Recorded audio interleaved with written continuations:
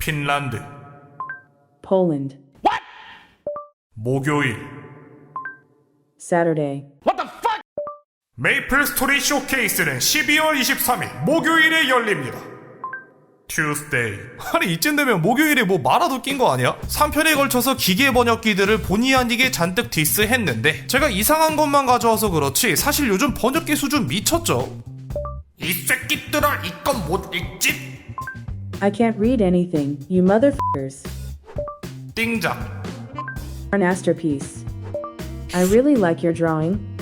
정말 맘에 들어잉. 뭐 거의 초월 번역들을 쏟아내고 있는데 아무튼 번역기의 잦은 실수에도 우리는 화를 내지 않습니다. 왜? 그야 아직 완벽하지 않다는 걸 알고 있으니까. 하지만 번역기가 아니라 번역가가 개판으로 번역하는 건 어떨까요? 미래의 울트론과 스카이넷에게 바치는 변명용 컨텐츠. 자, 오늘 알아볼 것은 번역 대참사입니다. 번역 대참사, 이게 하루 이틀 있던 일이 아니긴 해요. 2004년에는 각종 메이저 언론사들이 이런 소식을 전한 적이 있습니다. 화성에서 피어오른 신비한 연기. 당시 화성 탐사 로봇 오퍼튜니티가 화성의 사진을 찍어 전달했는데 나사에서 사진을 확인해 보니 홀리스목스가 확인되었다는 겁니다. 과학자들도 너무 놀라워서 감탄만 했을 뿐 이 연기의 정체는 파악하지 못했다는데 와 씨발 이거 뭐냐? 그 아전투 에너지 포털 같은 거 발견된 거. 네, 홀리스목스는 개 놀랐을 때 사용하는 영미권의 감탄사입니다. Holy smokes! Dude, holy f***ing smokes, dude. 아니 감탄사 가지고 그렇게 호들갑을 떨었던 거야. 우리말로 치자면 와 개지린다 라고 했더니 뉴스에다가 화성에서 강아지 발견, 배뇨 활동을 하는 것으로 모아 생태계가 형성되었을 가능성. 뭐 이런 기사가 난 셈이지. 그래도 다행이죠. 홀리스목스가 아니라 홀리쉿하고 놀랐다면 어떻게 됐을까. 아무튼 이 말도 안 되는 번역본을 가지고 국내 여러 언론사가 호들갑을 떨었기에 동아일보는 이 이야기를 기사로 냈다 박제해버립니다. 국내 일부 일간지에선 전송사진에 신비한 연기가 가득하다고 호들갑을 떨기도 했지만 미국 과학자들의 놀라움을 표현하는 감탄사를 오역한 것이다. 저도 요 기사 보고 야 개쪽팔리겠네, 누가 호들갑 떨었나 한번 볼까 하면서 좀 찾아보니까 문화일보랑 중앙일보랑 동아일보? 아 뭐야 지들도 호들갑 떨었네. 뭐 지금부터 동아일보가 동아일보에게 팩트폭격 들어간다야? 아무튼 이렇게 사람이 손수 번역한다 해도 대참사는 똑같이 일어난다 이겁니다. 가장 대표적인 사례가 MCU의 오역 사례들이죠. 번역 한 방으로 캐릭터성까지 조져버린 희대의 발번역이 셋이나 있는데 먼저 그거 할래. 캡틴 아메리카 윈터 솔저에서는 스티브가 어머니의 장례를 치르는 장면이 나옵니다. 혼자 있을 스티브가 걱정된 절친 버키는 스티브에게 이런 말을 건네죠. 그거 할래? 에? 뭘 하려고요? 어릴 때처럼 바닥에 소파 쿠션을 까는 거야. 재밌을걸? 바닥에 소파 쿠션 깔고 뭘 하려고요? 오야 소리가 절로 나오는 장면이지만 사실 이건 오역입니다. 원문은 이러하고 상황은 스티브가 외롭지 않게 집에 초대하는 것이니 그 있잖아 하며 운을 떼는 식의 문장이 더 적절하다고 보고 있죠. 혼자 남을 친구를 못 본 척 할 수 없는 버키의 우애가 강조되는 장면인데 번역 한 방으로 우애가 아니라 전우애가 강조된 거야. 다음은 가망이 없어. 어벤져스 인피니티 워에선 대다수의 히로인들이 타노스에게 뚝배기가 터지며 절망적인 상황에 처합니다. 허나 1400만 개의 미래를 보고 온 닥터 스트레인지가 죽기 직전 이런 말을 남기는데 이젠 가망이 없어. 아 미래를 뭐 한두 개도 아니고 1400만 개를 보고 왔는데 가망이 없어? 로또 당첨 확률이 800만 분의 1인데 야 이거 진짜 답이 없네 했지만 이것도 역시 오역이었습니다. 원문은 We're in the endgame now. 엔드게임은 최종장이란 뜻으로 대충 마지막 한타 같은 느낌이거든요. 그니까 자 이번 한타만 이기면 우리가 이길 수 있다. 이렇게 나름 투기를 다지는 대사인데 하 팀은 깐네 진짜. 써렌 박아라 로 번역해서 LC와 써렌충으로 만들었다니까. 심지어 엔드게임은 11년간 이어온 인피니트 사가의 마지막 편 부제목으로 쓰이며 유례없는 번역 대참사로 남게 되었습니다. 대체 왜 이따위로 번역을 했냐. 이를 다룬 기사에서는 이런 대사로 영화를 끝내야 다음 편에 대한 궁금증이 유발된다. 또 다음 편에 반전이 있을 경우 관심과 충격이 더 커질 것이다 라는 생각으로 이렇게 번역했다는 후문이 있던데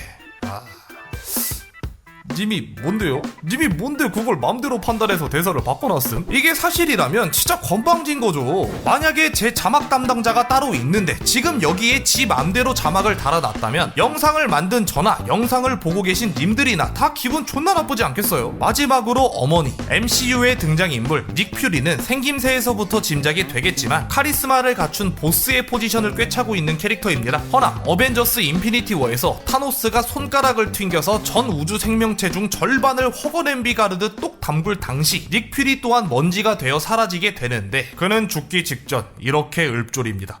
어머니. 한평생 임무만을 위해 살아왔던 닉 퓨리였지만 그 또한 죽기 직전이 되어서야 생각난 것은 가장 소중한 사람, 바로 자신의 어머니.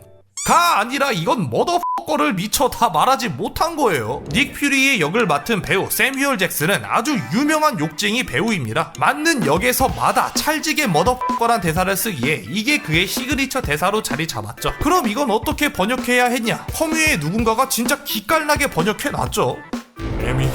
야, 이게 초월 번역이지. 아무튼 덕분에 카리스마 넘치던 베레스 닉 퓨리는 졸지에 세상 둘도 없는 효자로 거듭납니다. 이 또한 기사에선 당시 번역가가 가이드나 주석도 없이 오직 마더라는 대사만 전달받았기에 이렇게 번역했다는 후문을 전했죠. 아무튼 이 사건으로 인해 번역을 맡은 번역가는 MCU를 말아먹은 대역 죄인이 되었고 국민청원에 이어 실검 1위에까지 등판하며 대중들에게도 영화 관람 전에 번역가를 확인하는 풍토를 만들어 주었습니다. 근데 이제서야 대중들에게 알려졌을 뿐 사실 영화판의 정신나간 번역은 한두 개가 아니거든. MCU 이전에 존재했던 전설의 영화 번역엔 뭐가 있냐? 첫 번째 영화는 마리 앙투아네트, 프랑스의 왕비였던 마리 앙투아네트의 일대기를 현대적인 시각으로 재해석한 영화입니다. 때문에 왕비가 아닌 인간적인 모습, 소녀 마리 앙투아네트를 그려냈는데 왕비의 말투가 어땠다? 대략 난감이네요. 아니 불법 번역 자막을 왜 가져옴? 이건 억까 아님? 예, 불법 번역 자막이 아니니까 제가 가져왔겠죠. 이건 무려의 무려 공식 자막입니다. 박평식 평론가가 철딱선이 없는 한글 자막부터 손봐라 라는 평가도 남겼다니까. 말고도 I'm exhausted는 겁나 피곤해요로, How was her 부섬은 가슴은 무릇하던가 로 번역됐다는 거. 이게 워낙 올드한 유행어라 그냥 개 틀딱 말투로만 느껴질 텐데 요새 유행어로 바꿔 말하면 와 몸매 뭐 이딴 식으로 번역한 거라니까. 영화 자체의 때깔은 여전히 좋은 평가를 받고 있음에도 불구 자막이 너무 개판이라 오히려 영화의 평가가 떡락하는 대참사가 벌어졌죠. 근데 이건 약간 사고였던 게 제작 과정에서 문제가 생기는 바람에 수정 한번 안 거친 생 초벌 번역이 들어간 거라 번역가 본인도 당황했다고. 아 그래서 그것도 그랬구나.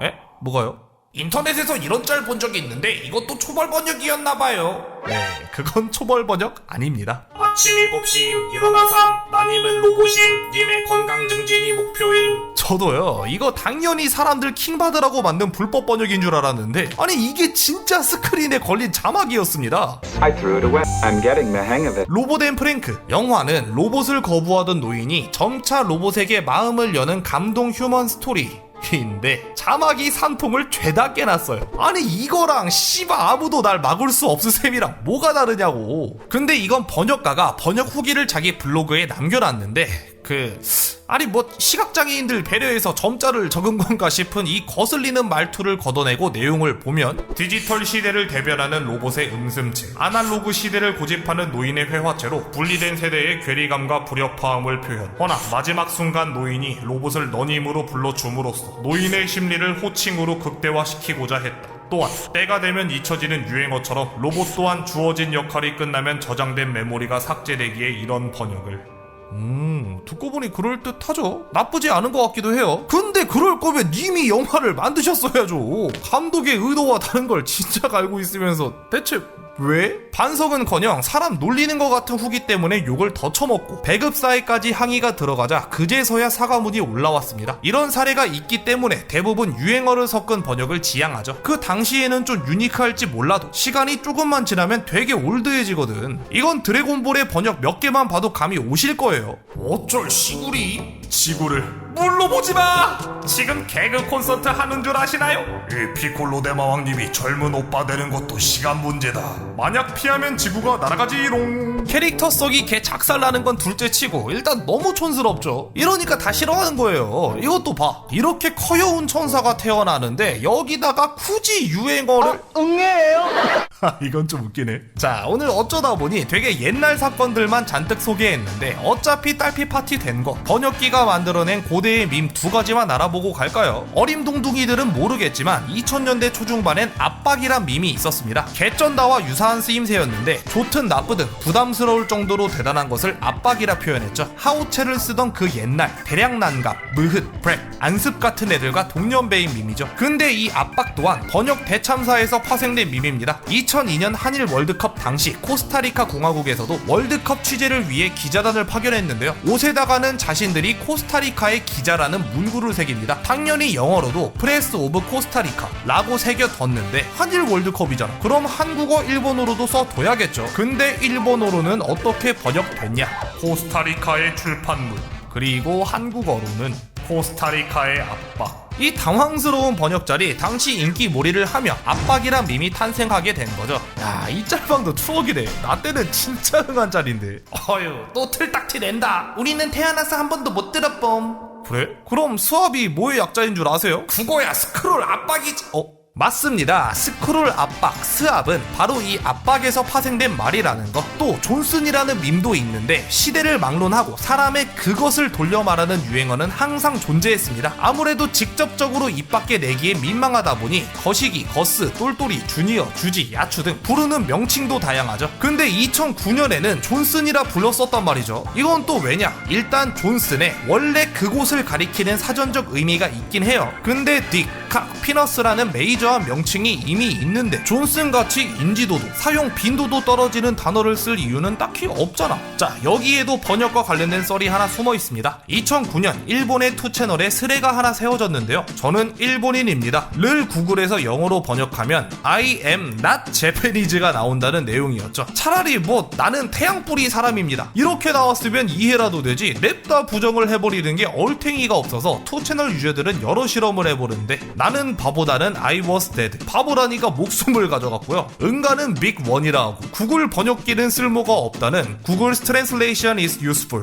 야, 이건 그냥 문장 자체가 모순이네. 아주 지 좆대로 번역을 하면서도 그 와중에 씹덕 관련 단어는 너무 정확하게 번역하는 모습 때문에 사람들이 점점 몰려들게 됩니다. 그리고 당연하게도 누군가가 야출한 단어를 번역기에 돌려봤는데 존슨. 아니 원래 그런 뜻이 있기야 하지만 뜻을 모르는 입장에선 야추를 돌리니 갑자기 인명이 튀어나오는 게 어처구니가 없던 거죠. 잠깐, 그럼 존슨의 야추는 뭐야? 존슨은 존슨. 이 스레가 퍼져나가며 투 채널에서도 그곳은 존슨이라 부르게 되었고요. 요걸 번역한 글이 우리나라로도 수입되며 같은 수순을 밟게 되었죠. 존슨이 워낙 흔한 이름이라 당시에 이것 때문에 좀 민망한 상황 많았어. 그 중에서도 가장 큰 타격을 입은 건 역시 잔슨빌 소세지. 야, 너넨 어떻게 팔아도 하필이면 소세지를 파냐?